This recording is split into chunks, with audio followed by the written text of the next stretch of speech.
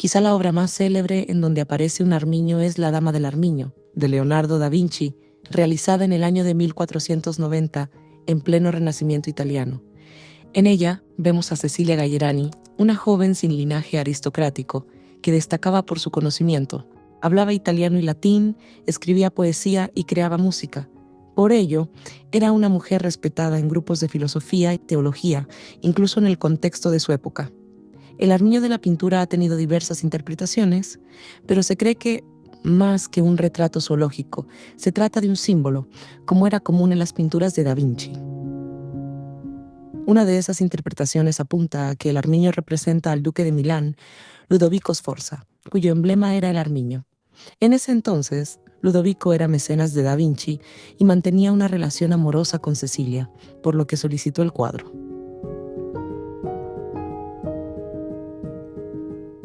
Aunque Leonardo conocía bien la anatomía de un armiño, en la obra no vemos a un armiño realista.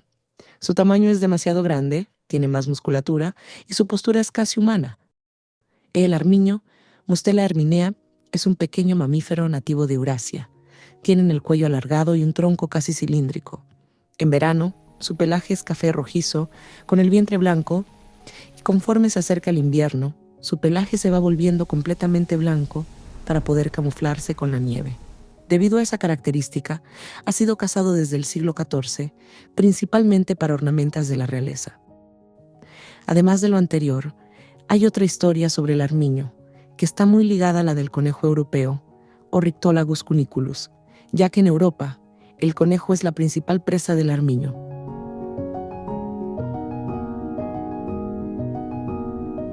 Esta crónica comienza en el siglo XIX, específicamente en tiempos en los que Nueva Zelanda era una colonia del Reino Unido. Entre 1840 y 1914, aproximadamente 412,000 personas migraron del Reino Unido e Irlanda a Nueva Zelanda.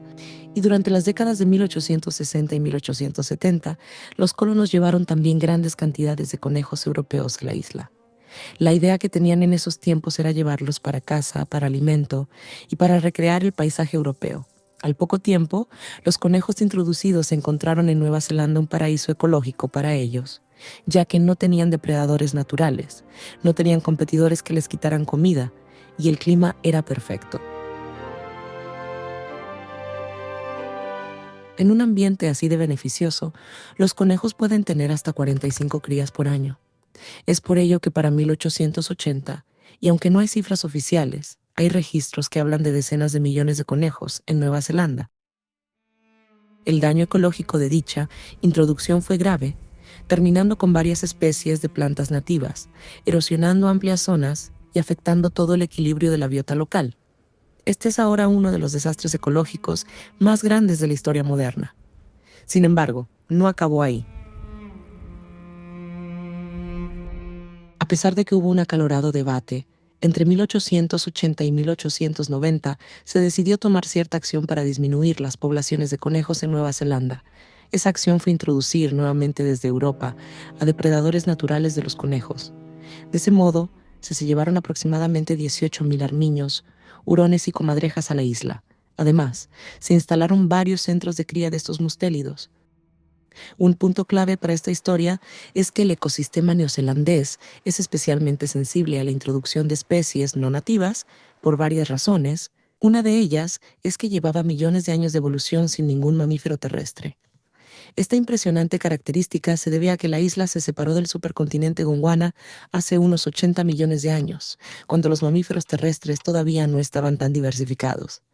La isla quedó aislada y se volvió un mundo dominado en su mayoría por aves nativas, que evolucionaron de una forma única en el mundo.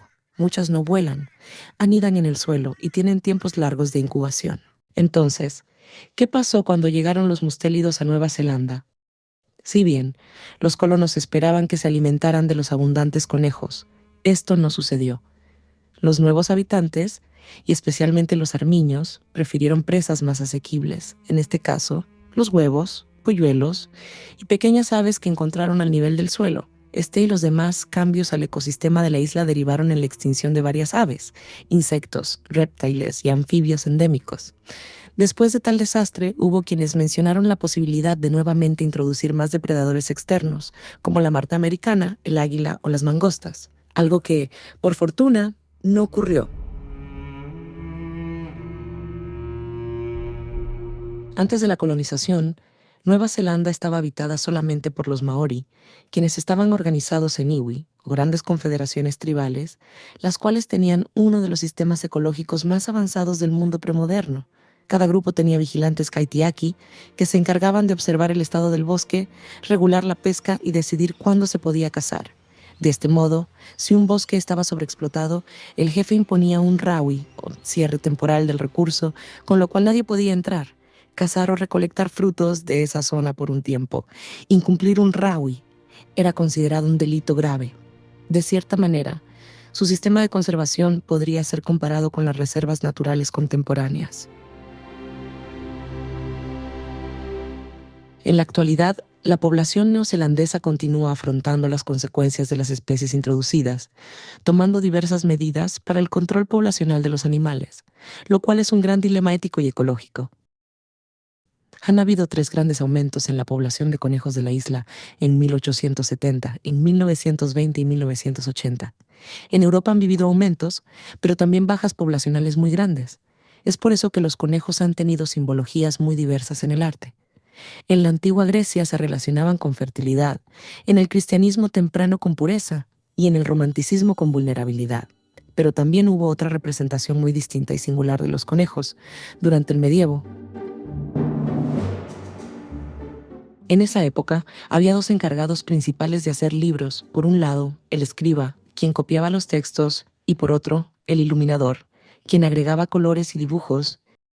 La mayoría de esos libros eran los llamados libros de horas, que contenían rezos y salmos cristianos. Cada libro de horas era único, ya que era un encargo especial, generalmente de personas adineradas. En ese sentido, a más dibujos, más aumentaba el valor del libro. Además, se consideraba que mientras los textos se respetaran, se podía poner cualquier cosa en el resto de la hoja. Fue así como los iluminadores usaron los márgenes libremente. Dibujaban sobre todo animales o criaturas híbridas en situaciones poco comunes.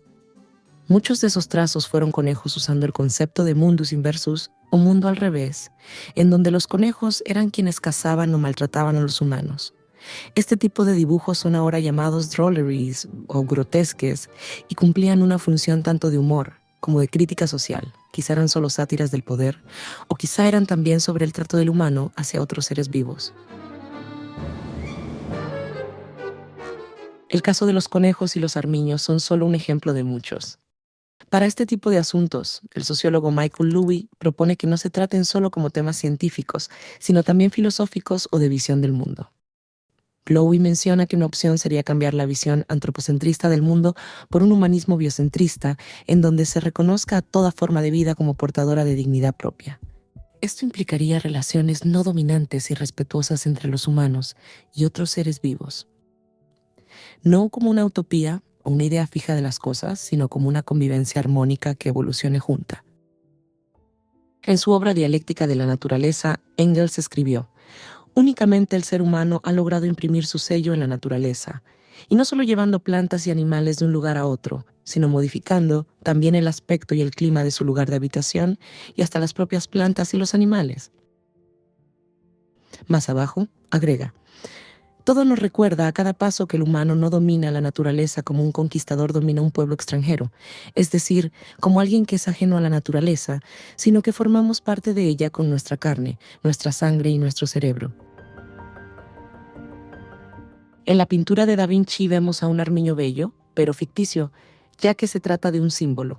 En los drolleries vemos, quizá, pequeñas venganzas. Y así como el arte observa y reinterpreta, esa práctica también podría abrirse paso en otras áreas.